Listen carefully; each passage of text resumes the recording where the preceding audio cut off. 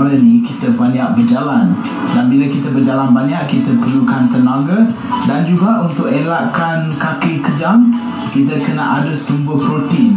Dan boleh kata nak pergi mana-mana di dunia ni, salah satu sumber protein yang senang untuk cari adalah telur ayam.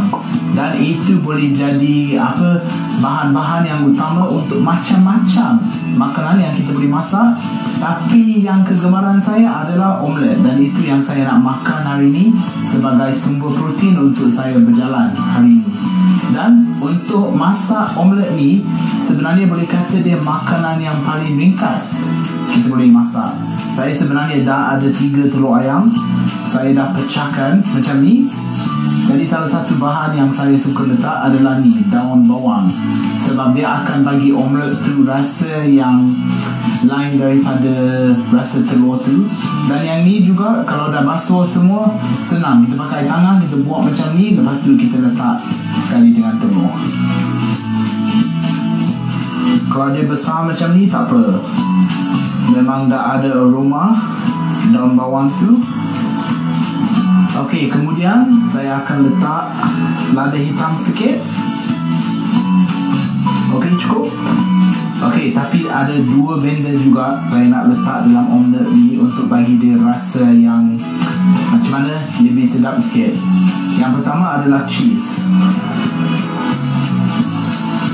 Dan juga tak kisah kalau dia besar sikit macam ni, sebab nanti bila dia panas dan kita kacau, dia akan cair. Macam saya suka keju, saya akan letak banyak. Kalau tak suka, tak perlu letak, ataupun boleh letak sikit je. Jadi saya akan letak mentega sikit dalam kuali ni supaya telur tak melekat dekat kuali. Dan sambil mentega tu cair, saya akan kacau yang ni saya dah buat tadi.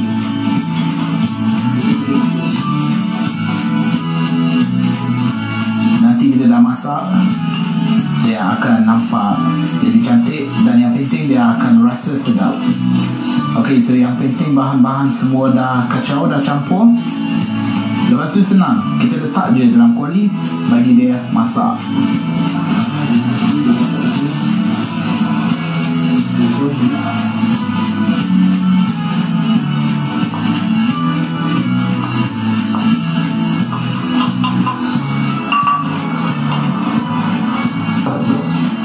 Kau tahu betapa ku sayang padamu, hanya bidadari sebagai ganti.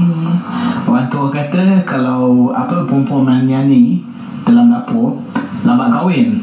Tapi saya ni tak kisah sangat, janji boleh makan. Dia kena terbalikkan, tapi dia sikit je lagi baru boleh.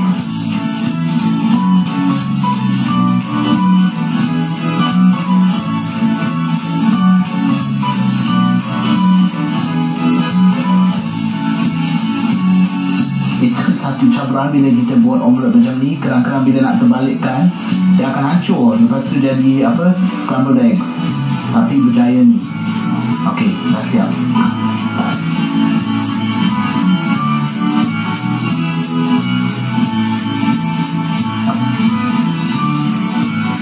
Okey, itulah dia omelet. Salah satu makanan yang sangat-sangat ringkas dan juga mudah untuk masak. Dan omelet ni makan dengan roti pun boleh juga, tapi Riz suka makan terus macam ni bila dia panas dan keju dia masih cair.